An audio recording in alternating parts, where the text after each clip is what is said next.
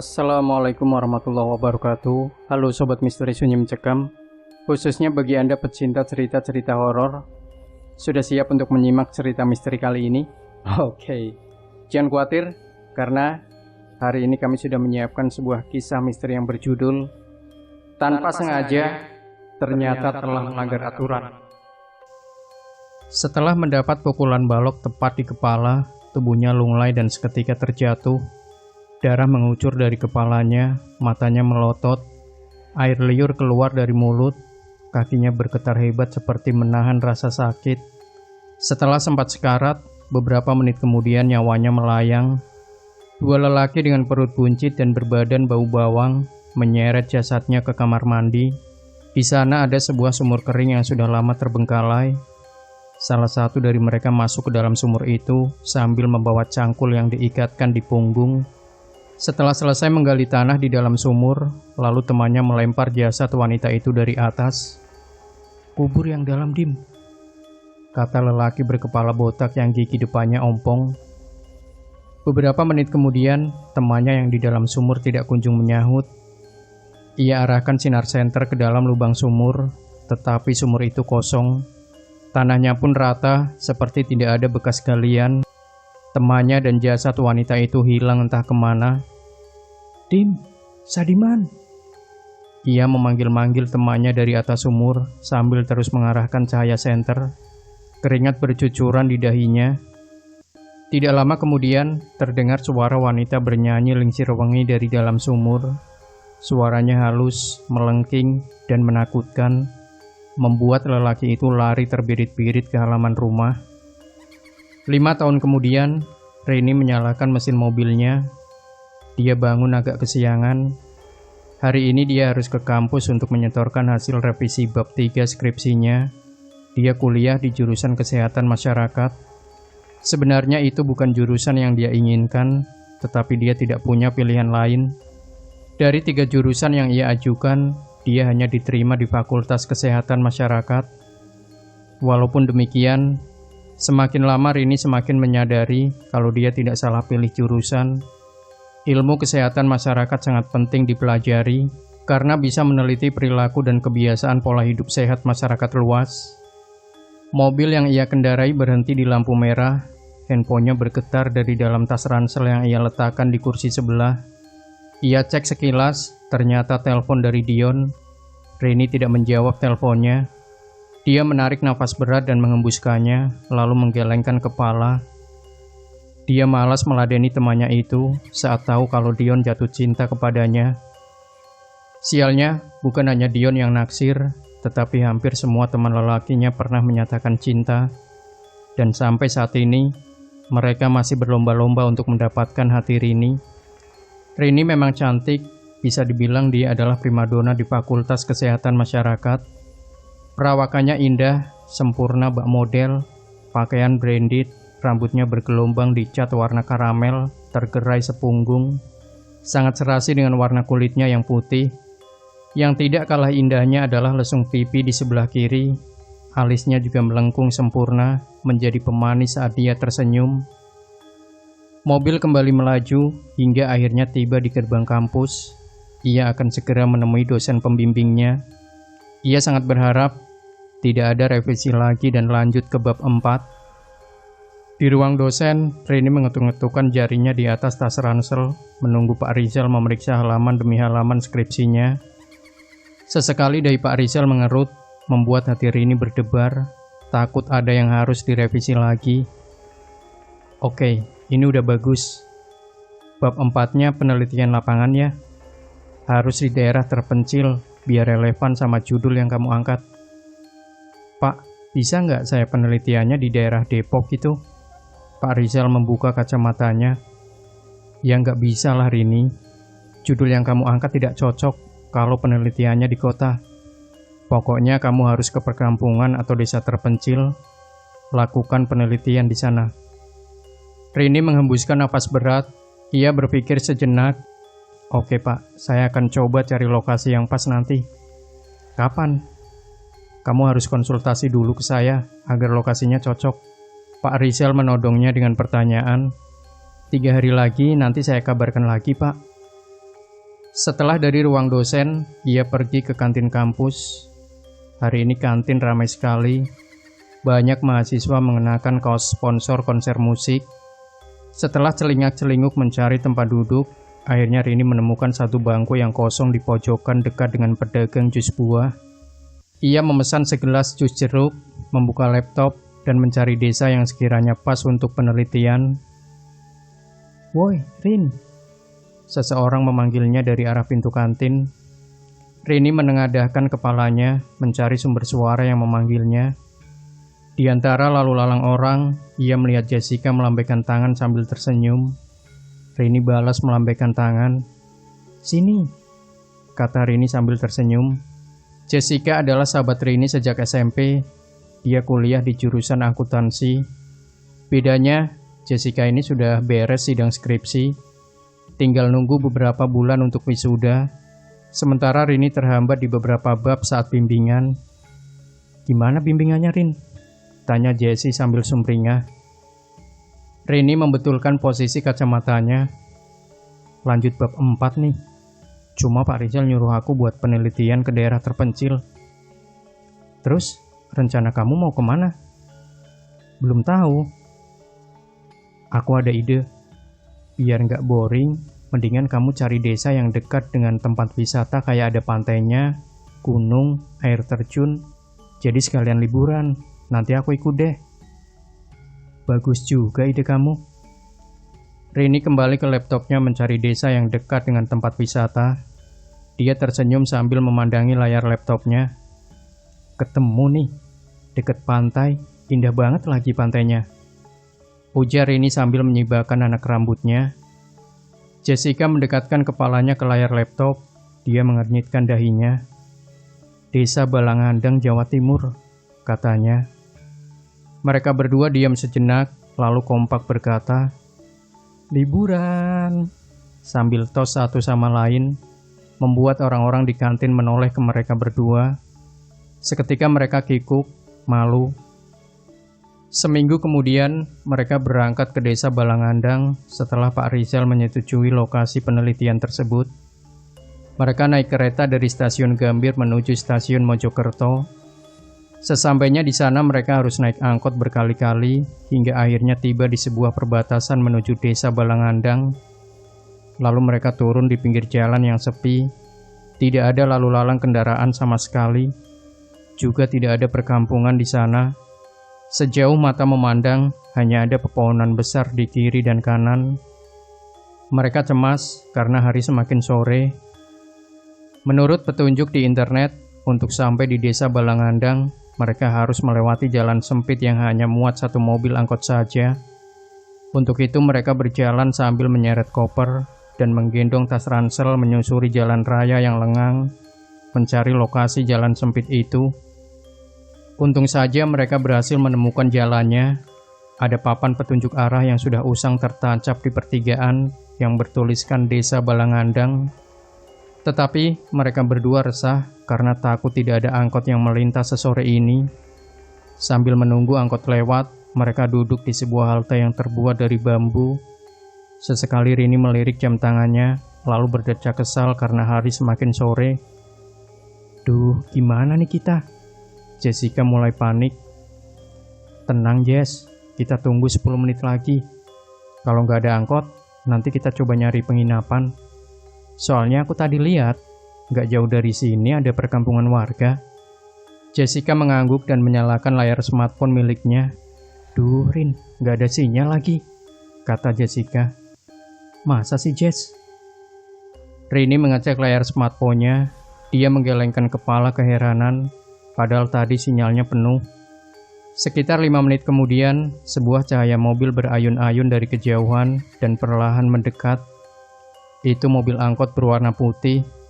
Ada tulisan Desa Balangandang di depan kaca mobilnya. Rini dan Jessica langsung loncat-loncat kegirangan melihat sebuah mobil yang mendekat. Segera mereka berhambur ke tengah jalan menghentikan mobilnya. Angkot itu kosong, tidak berpenumpang. Supirnya ramah mempersilahkan mereka naik.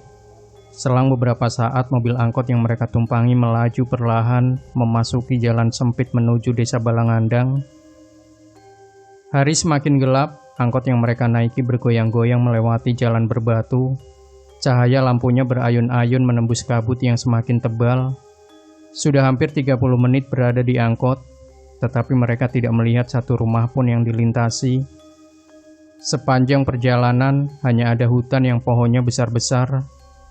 Terdengar suara lolong anjing dari kejauhan, juga kepak kelelawar yang berhamburan di langit. Sepanjang perjalanan, sopir angkot itu sangat ramah. Ia menanyakan maksud dan tujuan mereka berdua ke desa Balangandang. Rini menceritakannya dengan hati-hati karena takut disalahpahami. Sesekali supir angkot itu mengangguk sambil melihat mereka dari pantulan kaca spion depan. Tiba-tiba Rini mengendus-enduskan hidungnya. "Kamu nyium bau bangkai nggak sih, Jess?" tanya Rini sambil mengerutkan dahinya. "Di sekitaran sini memang suka ada bangkai babi yang mati, Mbak," sopir angkot menimpali. "Oh, begitu ya, Pak," timpal Rini sambil menengok ke arah kemudi. Seketika ia berteriak saat melihat kursi kemudi itu kosong dengan setirnya bergerak sendiri. Mereka berdua panik. Namun saat hendak kabur dari angkot, pintunya malah tertutup sendiri dan terkunci rapat. Lampu di dalam ruang angkot seketika padam. Mobil itu terus melaju perlahan. Mereka berteriak meminta tolong sambil menangis sejadi-jadinya. Angkot yang mereka tumpangi berhenti, pintunya terbuka sendiri. Lantas mereka buru-buru turun dari angkot itu. Lalu perlahan angkotnya melaju kembali menembus kabut yang tebal. Rini menyalakan senter. Ia menyorotkannya ke segala arah. Tepat di hadapannya ada sebuah gapura bertuliskan Desa Wisata Balangandang. Gapura itu terbuat dari bambu dan kayu yang tulisannya diukir manual. Beberapa cahaya lampu terlihat dari kejauhan. Tampaknya itu adalah perumahan warga. "Jess, ayo jalan." Rini mencoba untuk tenang. Ia memegang lengan temannya yang masih nangis sesenggukan. "Aku takut, Rin," lirihnya sambil mengerutkan dahi. "Tenang, Jess. Di sana ada pemukiman warga, jadi nggak akan ada setan lagi." Mereka berjalan perlahan menuju pemukiman warga. Jalannya berbatu sebesar kepalan tangan orang dewasa. Ada lubang becek di sana-sini, membuat Rini dan Jessica harus hati-hati melangkah. Dari kejauhan, segerombolan anjing menyadari kedatangan mereka, lalu melolong ramai-ramai tanpa mendekat. Rini mengarahkan cahaya senter ke sekelilingnya. Ia melihat pohon-pohon mahoni tertata rapi, mungkin hasil tanam warga Balangandang. Setibanya di pemukiman, mereka dihampiri oleh seorang lelaki yang sedang ronda. Ia mengenakan jaket hitam, cupluk hijau, celana panjang coklat, dan sarung yang diselempangkan. Perawakan lelaki itu tinggi besar, lengkap dengan kumis yang melintang sempurna di atas bibirnya, membuatnya semakin terlihat garang. Ia menanyakan maksud dan tujuan mereka datang ke Balangandang dengan nada dingin. Rini menjelaskan tujuan mereka, lagi-lagi dengan cara yang hati-hati karena takut disalahpahami. Lalu Rini minta diantar ke rumah Pak RT. Ia ingin meminta izin untuk tinggal beberapa bulan di desa Balangandang. Kemudian lelaki itu bersedia mengantar mereka ke rumah Pak Marto, ketua RT. Di sana mereka diperlakukan dengan hangat, disuguhkan teh dan makanan. Pak Marto adalah sosok yang ramah dan sopan. Sesekali ia mengangguk mendengar penjelasan Rini. Setelah itu Pak Marto memberikan mereka izin untuk tinggal di desa dengan syarat harus sopan dan hati-hati dalam bertutur kata. Tidak hanya itu, ada satu syarat lagi yang sakral. Jangan sesekali menyanyikan atau menyetel lagu Lingsir Wengi. Rini mengiyakan syarat itu. Lagi pula mereka tidak tahu tentang lagu Lingsir Wengi. "Oh ya Pak, saya juga mau menyewa penginapan. Ada rumah atau kontrakan kosong nggak di desa ini?" tanya Rini. "Rin, cari yang nggak ada setannya," bisik Jessica.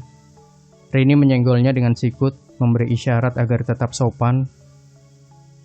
Kontrakan sih nggak ada, Mbak. Tapi ada rumah kosong kalau Mbak mau sewa. Rumah itu bekas warga kami dulu. Nanti uang sewanya biar masuk kas masyarakat." "Boleh, Pak. Di mana ya rumahnya?" tanya Rini. Jessica mencubit kecil paha Rini. "Rin, itu rumah kosong. Pasti ada setannya," bisik Jessica. Rini berhus. Sekali lagi ia meminta Jessica untuk tetap tenang dan bersikap sopan. Malam itu juga mereka diantar ke lokasi rumah kosong. Jaraknya sekitar 2 km dari rumah Pak Marto. Memang lokasinya terpisah dari pemukiman warga. Suara debur ombak laut terdengar dari kejauhan. Rumah kosong itu dekat dengan pantai. "Ini rumahnya, Mbak," kata Pak Marto. Mereka sudah tiba di rumah kosong yang tampak sudah tua. Seketika bulu kuduk mereka merinding melihat kondisi rumah itu. Rumah itu punya 2 tiang utama di bagian depan. Dinding bagian depannya sudah ada yang retak, catnya pudar. Tidak jelas sebelumnya dicat warna apa. Ada beberapa tanaman liar yang menjalar sampai ke dinding. Juga di bagian lantai dapat ditemukan daun-daun kering berserak. Bagian atas rumah itu membentuk 2 huruf V terbalik. Sebagian gentingnya diselimuti lumut berwarna hijau. Tidak ada listrik yang dialirkan ke rumah itu. Untuk sementara Rini dan Jessica menggunakan lampu canting. Sebenarnya PRT menawari mereka untuk menginap di rumahnya bareng sehari atau 2 hari, tetapi Rini menolak. Dia tidak mau merepotkan orang lain.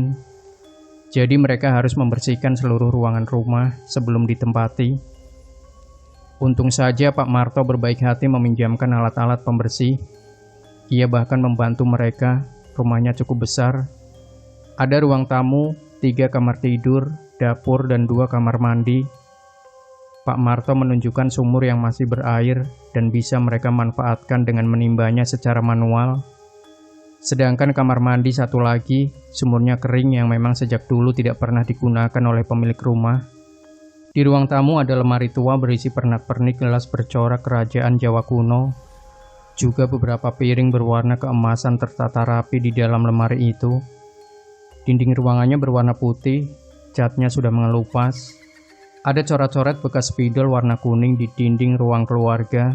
Sebuah gambar anak kecil, ibu dan bapak. Dari gambar yang abstrak tersebut, sangat jelas kalau itu adalah hasil coret-coret anak kecil. Selesai membersihkan semua ruangan, Pak Marto lantas pamit. Ia meminjamkan mereka kasur dan bantal dari rumahnya. Karena kasur di rumah kosong itu sudah tidak layak pakai. Mereka tidur di kamar depan dekat dengan ruang tamu. Di kamar itu ada sebuah lemari kayu yang sudah lapuk. Di dalam lemari itu Rini menemukan sebuah album foto keluarga yang sudah usang. Ia membuka lembar demi lembar album foto yang menggambarkan kebahagiaan sebuah keluarga yang terdiri dari sepasang suami istri dan seorang anak perempuan. Rini meraih sebuah foto yang menarik perhatiannya. Foto itu menggambarkan seorang anak perempuan kisaran umur 5 tahun yang tengah berlari sambil merentangkan tangan hendak memeluk ayahnya yang sudah siap menangkap pelukan itu. Sementara ibunya tengah berlari kecil mengejarnya sambil tersenyum bahagia. "Mereka terlihat sangat bahagia ya, Rin," kata Jessica sambil memegang lampu canting membuyarkan perhatian Rini. "Iya, Jess, kayaknya bahagia banget.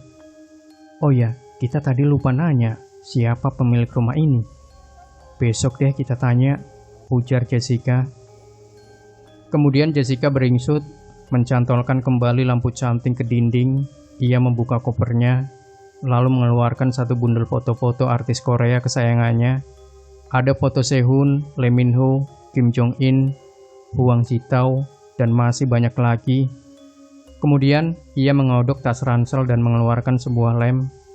Satu persatu foto-foto artis Korea itu diolesi lem, lantas menempelkannya di dinding. "Serius kamu, Jess?" tanya Rini keheranan sambil terus memperhatikan Jessica yang masih sibuk menempelkan foto artis Korea kesayangannya. "Mereka harus ikut kemanapun aku pergi. Nih ya, kamu percaya atau enggak, selain aku ngefans banget sama artis Korea, foto-foto mereka tuh bawa keberuntungan buat aku." "Terserah kamu deh, aku ngantuk, mau tidur." Selang beberapa menit, Rini sudah mendengkur tidur dengan pulas. Sementara Jessica masih sibuk menempelkan foto-foto. "Rini, tega banget kamu ninggalin aku tidur." Dia menggoyangkan tubuh Rini. "Duh, ngantuk, Jess.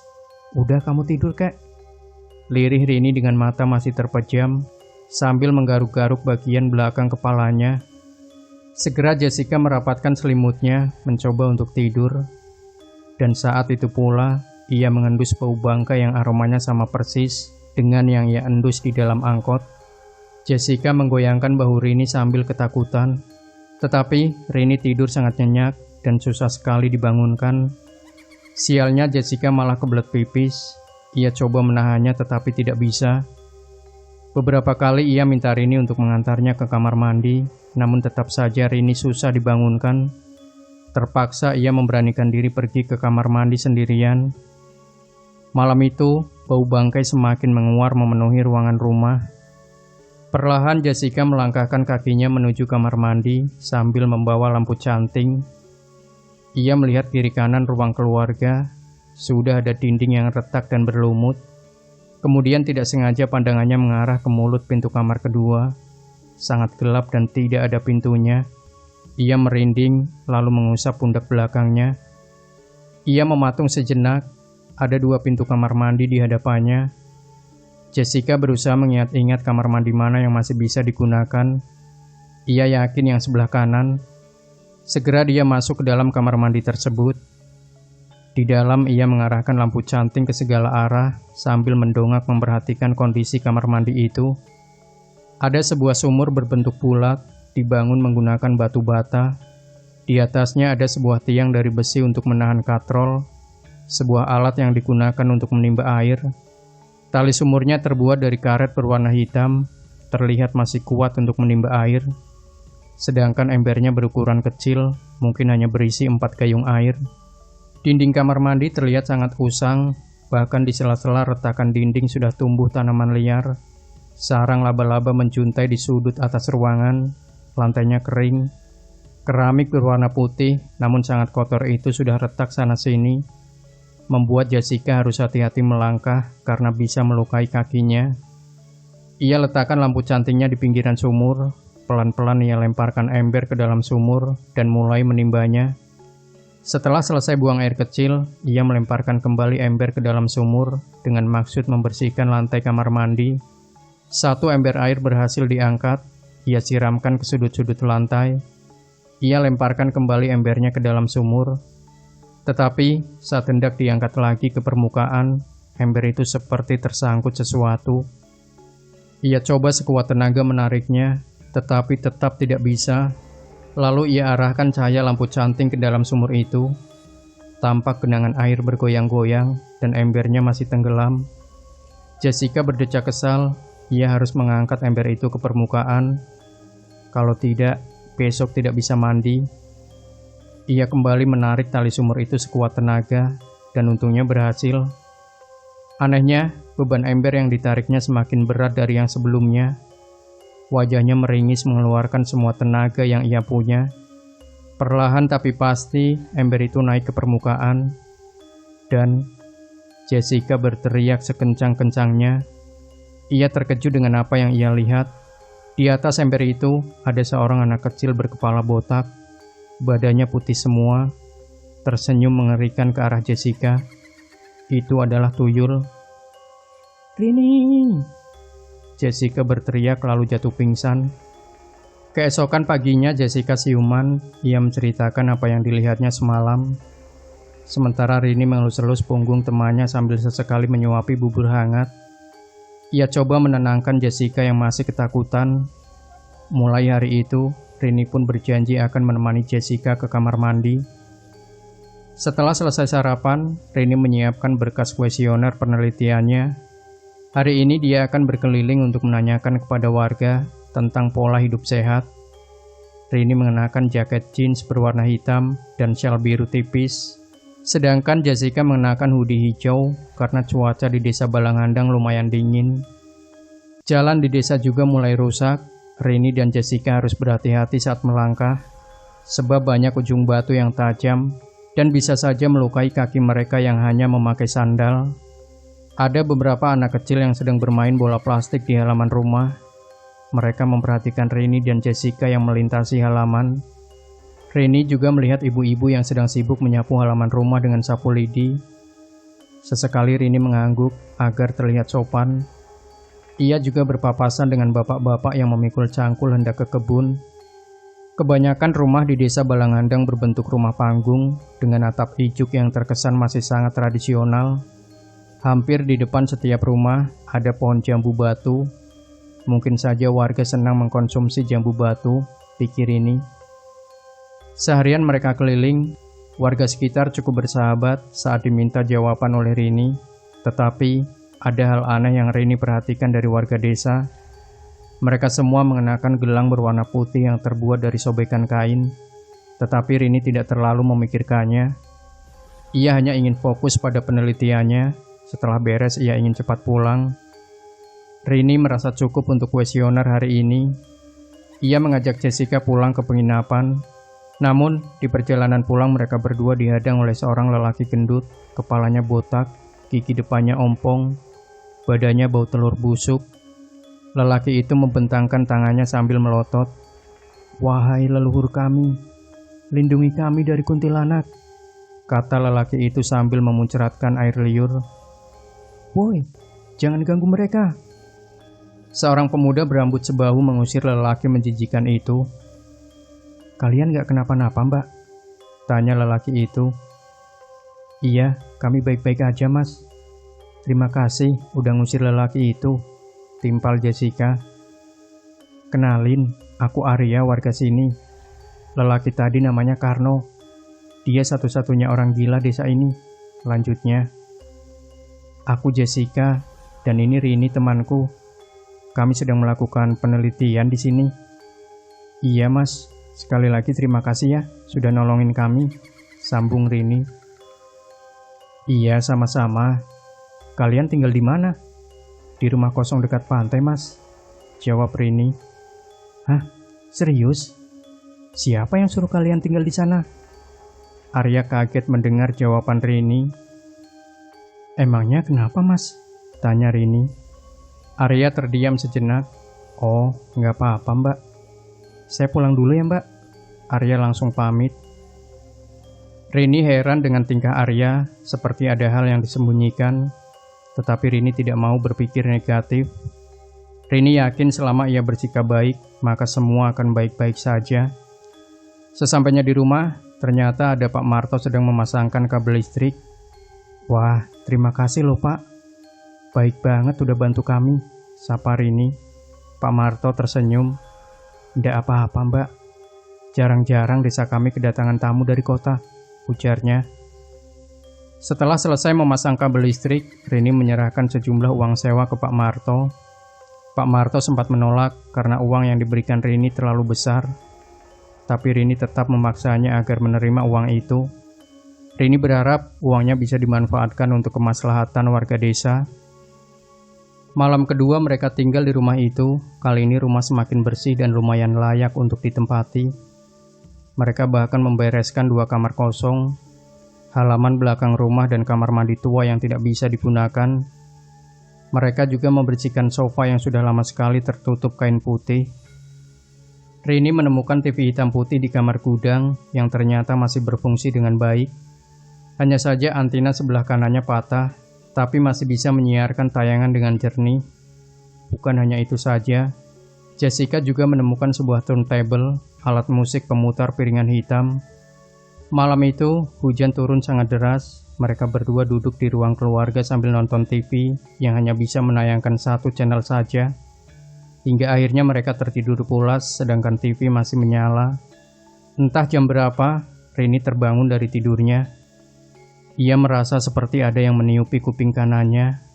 Ia mematikan TV dan meraih selimut, mencoba kembali untuk tidur. Sedangkan di luar, hujan semakin deras. Ditambah suara deburan ombak laut yang sesekali terdengar dari kejauhan. Sesaat sebelum ia akan terlelap, tiba-tiba terdengar suara gemuruh segerombolan orang membaca mantra dalam bahasa Jawa yang tidak Rini mengerti. Derap langkah mereka terdengar jelas melintasi halaman rumah. Buru-buru Rini mengintip dari balik jendela. Ia melihat warga berbondong-bondong menuju ke arah pantai, membawa nasi tumpeng, kepala kambing, ayam hitam yang masih hidup, dan buah-buahan. Rini mengecek jam di smartphone-nya. Ini masih jam 2 pagi. Apa yang akan mereka lakukan? Hati Rini bertanya-tanya. Sajian kuntilanak, Kak. Tiba-tiba dari arah belakang terdengar suara anak kecil mengagetkannya. Ia menoleh dengan nafas terengah-engah, tapi tidak ada siapa-siapa. Ia mendengar jelas itu suara anak kecil, tepatnya anak laki-laki, tapi tidak berwujud. Nafasnya terengah-engah, ia menoleh ke kiri kanan mencari dari mana sumber suara anak kecil tadi. Sementara itu, Rini juga penasaran dengan apa yang dilakukan warga desa di pantai. Segera ia mengambil payung di kamarnya, lalu mengendap-endap keluar rumah mengikuti rombongan warga. Di tengah hujan deras, ia melangkah dengan hati-hati sambil sesekali bersembunyi di balik pepohonan. Senter kecil yang ia bawa cukup untuk menerangi langkahnya. Rombongan warga sangat hikmat membaca mantra sambil terus melangkah gontai ke pantai. Sesampainya di sana, Rini bersembunyi di balik semak-semak tanaman pandan yang tumbuh di pinggiran pantai. Ia mengintip warga dari celah daun pandan, lalu Rini melihat mereka bersimpuh menghadap laut lepas. Di sana, seorang lelaki berdiri sambil membawa kepala kerbau. Ia menghanyutkan buah-buahan dan nasi tumpeng, kemudian mengambil kepala kambing dan melemparkannya ke dalam gua yang dekat dengan bibir pantai. Dari kejauhan itu, Rini mendengar suara lengkingan ayam yang dicekik lehernya. Lalu lelaki itu berdiri kembali, lantas melemparkan ayam-ayam hitam itu ke tengah laut. Sesaat sebelum Rini hendak pulang, seorang lelaki gendut dan menjijikan mengagetkannya dari belakang. Itu lelaki yang ia jumpai tadi siang. "Lindungi kami dari kuntilanak, wahai leluhur kami," kata lelaki itu dengan tubuh basah kuyup. Rini tidak menghiraukannya dan bergegas lari menembus hujan deras. Sesampainya di rumah, ia menemukan hal aneh lagi. Ada bercak darah di lantai. Bercak darah itu menjalar dari pintu depan sampai ke kamar mandi yang tidak bisa digunakan. Perlahan, Rini mengikuti arah bercak darah dengan hati-hati. Sesekali ia mendengar petir menyambar dari kejauhan. Rini mulai tegang. Ia membuka perlahan pintu kamar mandi tua itu, menyorotkan senter. Ia melihat ada bercak darah di dinding sumur. Napasnya terengah-engah, sambil perlahan mengarahkan cahaya senter ke mulut sumur. "Rin." Ia kaget, lalu menoleh ke belakang. "Anjir, kamu ngagetin aku aja, Jess," kata Rini sambil berdecak kesal. "Antar pipis," pinta Jessica. "Ya udah, ayo." Sebelum meninggalkan sumur tua, Rini sempat menyorotkan senternya. Dan anehnya, bercak darah itu hilang. Bukan hanya di sana saja, tapi bercak darah yang tadi ia lihat di lantai ruangan rumah juga hilang. Ini aneh. Sudah beberapa hari ini, Rini selalu mendengar suara seseorang yang sedang mengunyah makanan. Suara itu berasal dari sumur tua yang airnya kering kerontang. Ia pernah memeriksa mulut sumur itu, tapi tidak ada apa-apa di sana. Hanya tanah kering dan tumbuhan liar yang menjuntai di dinding sumur. Suara mengerikan itu selalu datang setiap jam 12 malam. Anehnya, setiap kali ia membangunkan Jessica, suara itu langsung hilang. Malam itu Rini kembali terbangun dari tidurnya. Ia mendengar samar-samar sebuah keributan anak kecil yang sedang bermain di ruang keluarga. Anehnya tidak ada siapa-siapa di sana. Kemudian, ekor matanya melihat sekelebat bayangan manusia yang melintasi jendela kaca rumahnya. Di sana ada seorang pria tengah berdiri di halaman rumah. Pria itu terlihat memerhatikan ke arah Rini. Tidak begitu jelas wajahnya seperti apa, karena tertutup oleh gelap.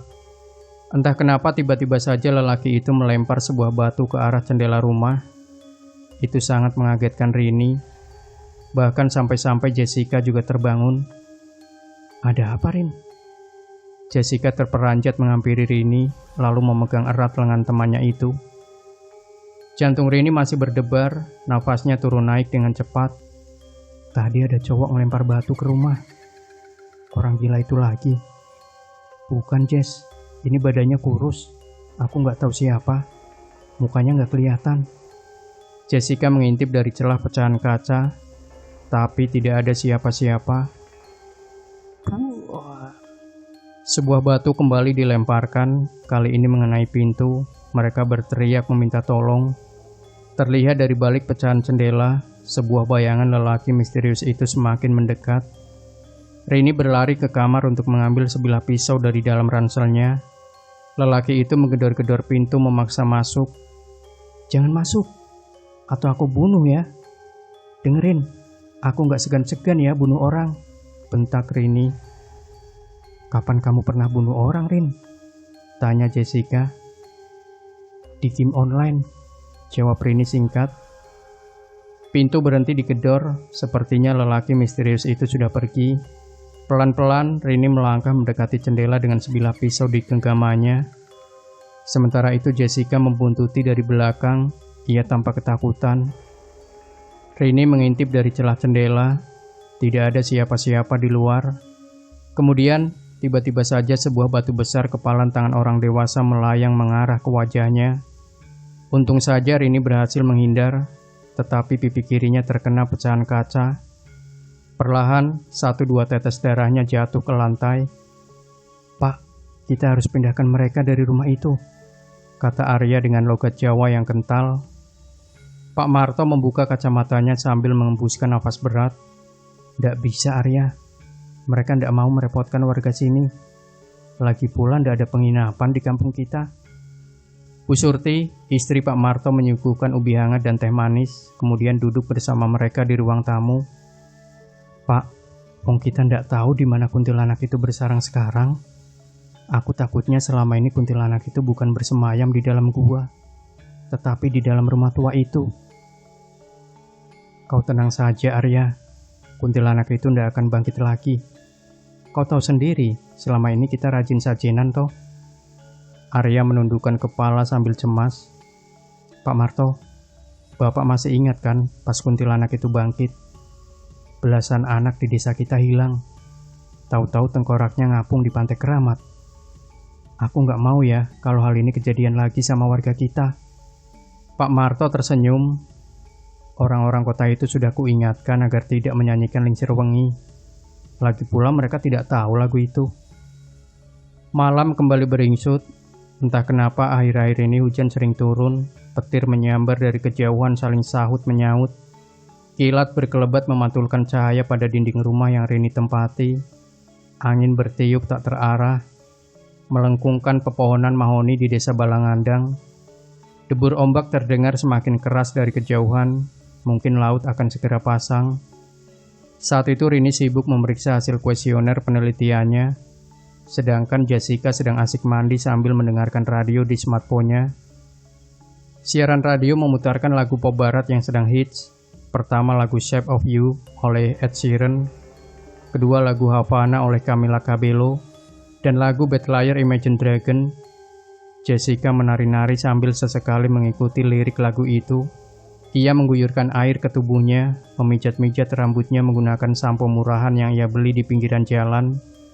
Kemudian lagu itu berhenti. Balik lagi bersama para Fadilah. Ternyata waktunya penyiar radio berbicara. Jessica lanjut mandi dan tidak memperhatikan perkataan penyiar radio itu. "Jadi guys, ini lagunya yang dipercaya bisa mengundang kuntilanak. Serem ya. Yuk kita dengerin." Jessica mengguyurkan air ke tubuhnya. Ia merasa sangat segar dan bersemangat. "Lingsir wengi, sliramu tumengking sirno, ojo tangi nggonmu kuling, awas jo ngetoro, aku lagi bang wingo-wingo, jin setan kang tak utusi, dadya sebarang, wojo lelayu sebet." Setelah lagu Lingsir Wengi selesai diputar, suara ledakan sangat keras terdengar dari kamar mandi sebelah yang tidak berfungsi. Jessica buru-buru mengenakan handuk, sedangkan Rini sudah berdiri di mulut pintu kamar mandi itu. Jessica keluar melongokkan kepalanya. "Ada apa, Rin?" tanya Jessica lirih. Namun Rini tidak menjawab dan masih mematung sambil memandangi ke arah sumur tua.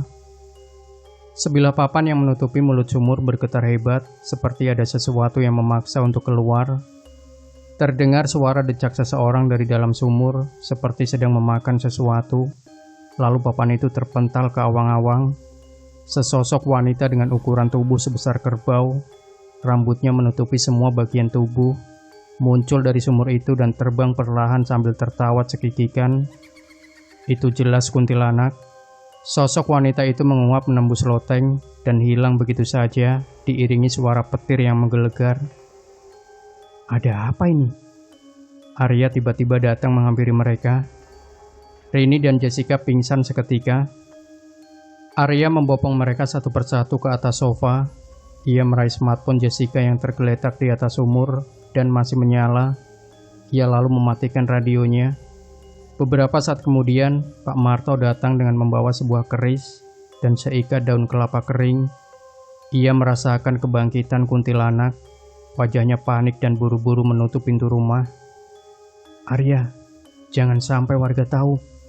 Kedua wanita ini bisa tewas dibunuh warga. Wajah Arya memerah, ia menahan amarah dalam dirinya. Sekarang bagaimana? Wes aku kasih tahu toh Pak, kuntilanak sialan itu pasti bersembunyi di rumah kosong ini. Kalau tahu begitu, sudah kubakar rumah ini. Seseorang menggedor pintu sambil memanggil-manggil Pak Marto. Arya mengintip dari balik jendela, itu Tias, anak perempuan Pak Marto satu-satunya. Sudah lama Arya mengejar cintanya, namun tetap diabaikan. Melihat kedatangan Tias, buru-buru Arya membukakan pintu. Pak, anaknya Bu Mina hilang, ujar Tias dengan nafas terengah-engah. Kuntilanak sialan, Pak Marto berdecak kesal. Arya, jaga mereka dulu. Ingat, jangan sampai ada warga tahu tentang ini, pinta Pak Marto. Arya mengangguk, Pak Marto lari keluar rumah sambil mengacungkan keris. Tias membuntut di belakangnya. Sementara Arya memandangi kedua perempuan kota yang terbaring di atas sofa tua. Ia mengeluarkan sebilah pisau yang diselipkan di belakang pinggangnya. Kemudian, ia memotong beberapa helai rambut Jessica dan memasukkannya ke saku kemejanya sambil melirik ke arah jendela, takut kalau Pak Marto tahu. Seminggu berlalu, semenjak kebangkitan kuntilanak, 8 anak hilang, tengkorak mereka ditemukan mengapung di pantai Keramat. Setiap hari warga panik, menangis di halaman rumah mereka. Bahkan, ayah dari anak-anak yang hilang sudah membakar lubang gua yang dipercaya jadi persembunyian kuntilanak. Mereka melontarkan sumpah serapah dan berjanji akan membalas dendam pada kuntilanak itu. Desa saat itu menjadi sangat mencekam, tapi belum ada warga yang tahu kalau Jessica lah penyebab bangkitnya kuntilanak. Setiap malam semua orang tua di desa Balangandang tidak pernah tidur. Mereka selalu menjaga anak-anaknya, tetapi tetap saja satu persatu anak-anak mereka hilang. Bahkan anak-anak itu diculik saat sedang buang air besar. Menurut kepercayaan warga Balangandang, ruh anak mereka akan dijadikan tuyul oleh kuntilanak. Tuyul-tuyul itu menjadi semacam mainan untuk kuntilanak. Beberapa hari kemudian, korban semakin bertambah. Salah satu warga Balangandang mulai curiga kepada kedua wanita kota itu. Semenjak kehadirannya di desa, kuntilanak malah bangkit lagi. Jadi malam itu warga berbondong-bondong mendatangi kediaman Rini dan Jessica sambil membawa parang, balok, linggis, dan batu, siap membunuh mereka berdua. Di dalam rumah, Rini mendengar gemuruh langkah warga berduyun-duyun mendekat. Arya tiba-tiba muncul dari pintu belakang rumah. Ia mengajak Rini dan Jessica untuk segera kabur dari rumah. Mereka bertiga berhambur lewat pintu belakang, menembus perkebunan mahoni. Arya menuntun lengan Rini, sedangkan Jessica sekuat tenaga membuntuti dari belakang. Dari kejauhan, terlihat cahaya api menyala, asap membubung di langit. Rumah tua itu dibakar warga. Rini dan Jessica menangis sesenggukan sambil terus berlari sekuat tenaga. Di tengah-tengah kebun, di antara pepohonan mahoni yang menjulang tinggi, tiba-tiba Jessica berhenti berlari. Dadanya terpental seperti ada yang menendangnya dari belakang. Ia lalu tersenyum mengerikan, kedua matanya putih polos. Ia mendekat ke sebuah pohon mahoni dan menjedot-jedotkan kepalanya sendiri sampai darah bercucuran. Rini menangis sambil menyadarkan Jessica, tetapi Jessica tetap mengamuk, bahkan mengunyah lidahnya sendiri. Darah sempurna memenuhi wajahnya, lalu perlahan ia mengapung ke atas awang-awang, sambil tertawa cekikikan. Rini menahan kaki Jessica yang melayang, tapi tidak bisa. Jessica hilang di antara ranting-ranting pohon mahoni. Sudah Rin, ayo lari. Arya menarik tangan Rini. Jessica. Rini menangis sejadi-jadinya, matanya sembab. Ia berlari ragu-ragu sambil menangis. Arya membawa Rini bersembunyi di sebuah gubuk. Gubuknya berukuran kecil, terbuat dari bambu dan ijuk. Di dalam gubuk itu sangat gelap. Rini menyalakan senter smartphone. Ia masih menangis sambil memohon kepada Arya agar mau menyelamatkan Jessica. Lokasi gubuk itu jauh dari pemukiman warga, bahkan bisa dibilang sudah masuk ke wilayah hutan liar. Tidak ada lagi pohon mahoni yang berbaris rapi, hanya ada pohon-pohon liar yang besar. Burung hantu berkukuk di antara ranting-ranting pohon. Angin berhembus halus dan dingin. Mungkin saja gubuk itu dulunya digunakan untuk memasung orang gila yang diasingkan warga. Rini, kau tinggal di sini, jangan keluar. Aku mau jemput Pak Marto dulu, biar dia bisa bantu kamu. Tunggu sampai aku kembali. Rini mengangguk dengan wajah ketakutan. Arya, aku mohon selamatkan Jessica. Arya tidak menjawab, dia hanya memandangi wajah Rini sejenak lalu pergi. Rini melangkah ke pojokan, kemudian duduk sambil memeluk lutut. Ia mengarahkan cahaya senter smartphone ke dinding bilik dengan perlahan. Di sana terpajang sebuah foto hitam putih yang sudah usang. Itu foto seorang wanita berpakaian pengantin, raut wajahnya terlihat murung. Siapa wanita itu? Tanya Rini dalam hati. Kemudian ia arahkan kembali perlahan cahaya senternya ke kanan. Terlihat sebuah boneka panda yang sudah kotor. Ia arahkan cahayanya lagi ke kanan. Dan tiba-tiba saja cahaya senternya menyinari tubuh seorang wanita. Itu Jessica. Ia tersenyum mengerikan dengan darah berlumuran di wajahnya. Rini terkejut dan berteriak. Sontak ia berhambur keluar gubuk dengan nafas terengah-engah. Jess. Perlahan ia mendekat kembali ke pintu gubuk. Ia dorong pintu yang terbuat dari bambu itu. Digerakkannya cahaya senter ke segala arah, tapi tidak ada siapa-siapa di dalam. Lalu saat itu juga terdengar suara Jessica menyanyikan Lingsir Wengi dari arah belakang. Lingsir wengi, sliramu temengking sirno, ojo tangi nggonmu kuling, awas jo ngetoro. Aku lagi bang wingo-wingo, jin setan kang tak utusi. Jessica bernyanyi sambil mematung, tertunduk menghadap pohon besar. Jess, kita pulang yuk. Di sini nggak aman. Kita nyari jalan pulang aja. Ajak Rini, ragu-ragu ia mendekat. Jessica masih berdiri menghadap pohon, hutan itu gelap, hanya cahaya senter Rini yang menjadi penerang. Jessica tidak menjawab ajakan Rini. Ia terus menyanyikan Lingsir Wengi dengan fasih, juga mengerikan. Langkah Rini semakin mendekat. Ia menelan ludah sendiri sambil menyorotkan senter ke punggung Jessica. Perlahan ia mengangkat tangannya hendak menyentuh pundak Jessica. Jess.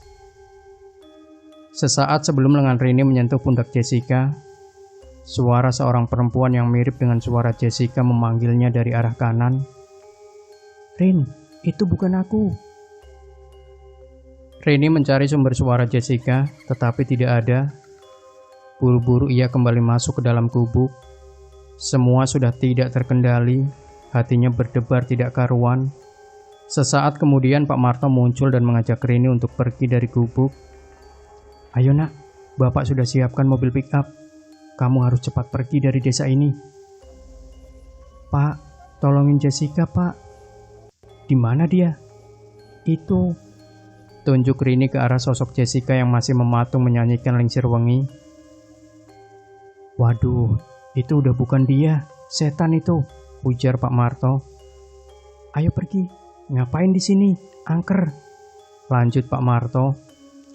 Pak Marto menuntun lengan Rini sambil berjalan mengikuti Pak Marto. Rini sesekali menoleh ke arah sosok wanita yang menyerupai Jessica. Seketika wanita itu balik menoleh padanya dan tersenyum mengerikan sambil melotot.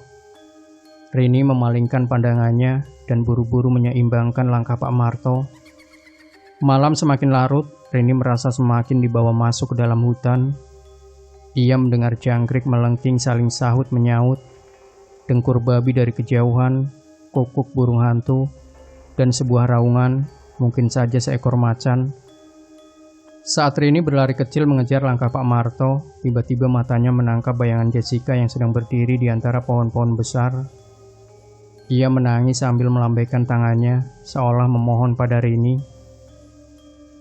"Rin, jangan tinggalin aku. Kan bentar lagi aku mau wisuda." Suara itu mengiang di telinga Rini. Ia kemudian menghentikan langkahnya. "Ada apa?" tanya Pak Marto. "Jessica, Pak. Itu Jessica." "Bukan, itu setan. Ayo cepat, kita keluar dari hutan ini." "Jess, maafin aku," kata Rini sambil melanjutkan langkahnya. Sesampainya di jalan raya, sebuah mobil pick-up sudah terparkir di sana. Pak Marto segera masuk dan mengemudikannya. Di perjalanan Rini masih menangisi temannya. Ia tidak menyangka hal ini terjadi.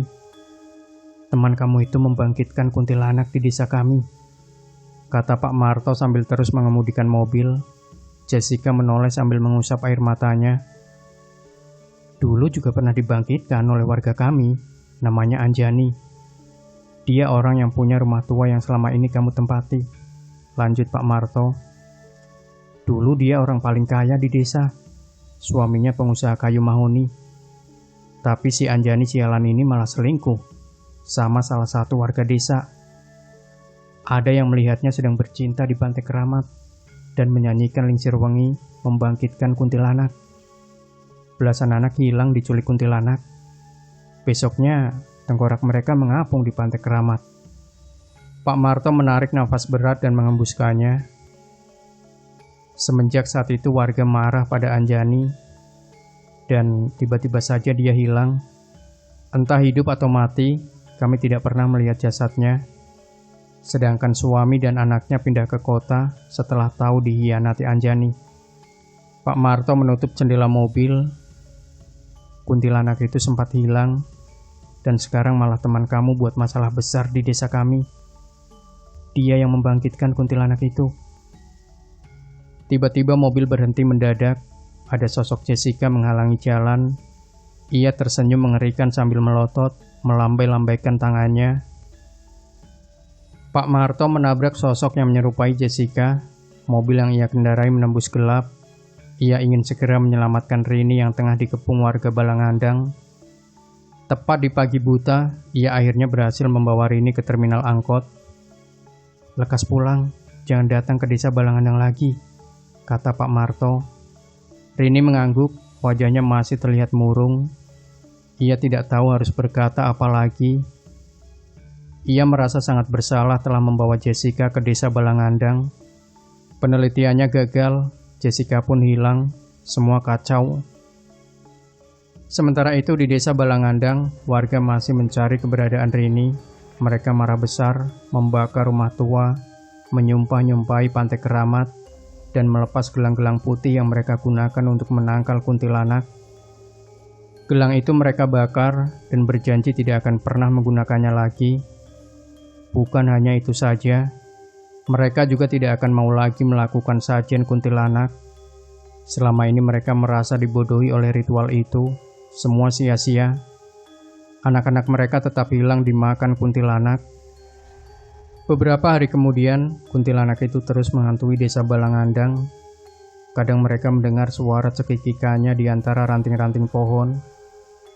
Bukan hanya itu saja, salah satu warga juga sering melihat sosok Jessica sedang berenang di Pantai Keramat. Sangat mengerikan. Satu persatu anak-anak desa Balangandang hilang di gondol kuntilanak. Sebagian warga sudah mengungsi pindah ke desa lain untuk menyelamatkan anak-anaknya. Apalagi wanita yang sedang hamil. Ada warga yang mengalami hal aneh.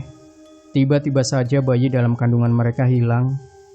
Perut perempuan yang hamil di desa Balangandang mendadak kempes. Bayi itu raib dimakan kuntilanak. Belum ada yang bisa menghentikan teror kuntilanak itu. Sampai akhirnya desa Balangandang resmi ditutup. Mereka berpencar mencari desa-desa yang aman dari kuntilanak. Bahkan sebagian dari mereka ada yang pindah ke kota. Gapura yang bertuliskan desa wisata pun dihancurkan agar tidak ada lagi yang datang ke desa Balangandang. Kini, desa Balangandang itu tidak berpenghuni. juga tidak ada yang berani mengunjungi desa itu. Hujan mengguyur desa Balangandang yang tidak lagi berpenghuni. Langkah Arya tergesa, tubuhnya sudah basah semua. Ia membawa kantong plastik berisi beberapa helai rambut. Itu rambut Jessica. Sesampainya di bekas rumah tua yang sekarang hanya tersisa lantainya saja, ia berlutut di samping lubang sumur tua. Perlahan dan lirih ia menyanyikan Lingsir Wengi. Kemudian ia taburkan potongan rambut Jessica ke dalam sumur. Rambut itu tinggal beberapa helai saja, karena ia sudah menyerahkan sebagian helai ke kuntilanak ketika desa masih berpenghuni. Perlahan, sesosok kuntilanak muncul dari mulut sumur sambil memeluk Jessica yang menangis terseduh-seduh. "Doro Kunti, hamba sudah memberi tumbal padamu. Tolong kabulkan permintaan hamba. Buatlah agar Tias mau menikah dengan hamba, wahai Doro Kunti." 1 bulan kemudian, kehidupan Rini berubah drastis. Ia menjadi sangat pemurung, skripsinya terbengkalai. Ia masih tidak bisa menerima kejadian yang ia alami di desa Balangandang. Jessica sering muncul dalam mimpinya. Ia menangis dan meminta tolong dari dalam sumur tua. Rini yakin kalau Jessica masih hidup. Di suatu malam, ia pernah bermimpi bertemu dengan seorang kakek tua yang mengaku warga desa Balangandang. Kakek itu memberikan secari kertas yang berisi mantra dalam bahasa Jawa. "Selamatkan temanmu, dia masih hidup. Bacakan mantra ini di lubang sumur itu." Begitulah kata-kata kakek tua dalam mimpi yang masih ia ingat. Dan anehnya, ketika ia terbangun dari tidur, ia menemukan secari kertas yang berisi 1 paragraf tulisan dalam bahasa Jawa. Ini gila. Ia semakin yakin kalau temannya masih hidup, dan ia harus menyelamatkannya. Akhirnya Rini memutuskan untuk kembali ke desa Balangandang, walau ia tahu taruhannya nyawa. Tetapi kali ini, ia akan mencoba meyakinkan warga kalau ia tidak bersalah. Setibanya di pertigaan, halte angkot itu sudah tidak ada. Ia mendengar dari sopir angkot terminal kalau desa Balangandang sudah ditutup karena angker, dan tidak ada lagi angkot jurusan desa Balangandang. Terpaksa Rini harus berjalan kaki dari pertigaan menuju desa Balangandang. Sejauh mata memandang, hanya ada pohon-pohon besar menjulang, dan semak-semak basah bekas terguyur hujan. Hari semakin sore. Perjalanan Rini masih jauh. Ia kemudian mempercepat langkahnya agar bisa sampai sebelum gelap. Sesampainya di desa Balangandang, Rini terheran-heran. Gapura yang bertuliskan desa wisata sudah tidak ada. Rumah-rumah warga sepi. Tidak ada anak kecil yang sering bermain bola di halaman rumah. Tidak ada bapak-bapak yang hendak pergi ke kebun. Tidak ada lagi ibu-ibu yang sedang menyapu halaman rumah. Desa itu sekarang tidak berpenghuni. Kabut menyelimuti desa membuat kesan angker. Debur ombak terdengar jelas dari kejauhan. Rini berlari kecil menuju bekas rumah tua yang hanya tersisa lantainya saja. Buru-buru ia menghampiri sumur tua yang sudah tertutup tanaman liar. Ia keluarkan secari kertas dari saku tasnya, lalu ia mendekat ke mulut sumur dan membacakan mantra itu perlahan. "Kuntilanak, mulih menyang kuto. Ojo njupuk awakku, ojo njupuk rambutku, ojo nyowo-nyowo kawula bali menyang jagat sampean." Seketika asap kental muncul dari dalam lubang sumur. Rini menelan ludahnya sendiri, jantungnya berdebar. Kemudian ia mendengar tangis Jessica dari dalam sumur. Rini menyibakkan tanaman liar yang menutup lubang sumur. Di sana, ia melihat sosok kuntilanak sedang memeluk tubuh Jessica. "Jess!" teriak Rini dari atas sumur. Jessica masih menangis dan tidak menjawab. Sementara Rini masih melongokkan kepalanya ke dalam sumur. Seorang lelaki tanpa mengenakan sendal mendekatinya sambil membawa pisau. Ia mendekat perlahan seperti hendak menikam Rini. Hari semakin gelap. Nah, Sobat Misteri Sunyi Mencekam, bagaimanakah kelanjutan dari kisah ini? Pastikan Anda tidak melewatkan bagian kedua sebuah kisah misteri yang berjudul Tanpa Sengaja Ternyata Telah Melanggar Pantangan. Jangan lupa berikan komentar Anda, like, share video ini, subscribe channel Sunyi Mencekam. dan kembali nantikan cerita-cerita misteri terbaru dari kami. Wassalamualaikum warahmatullahi wabarakatuh.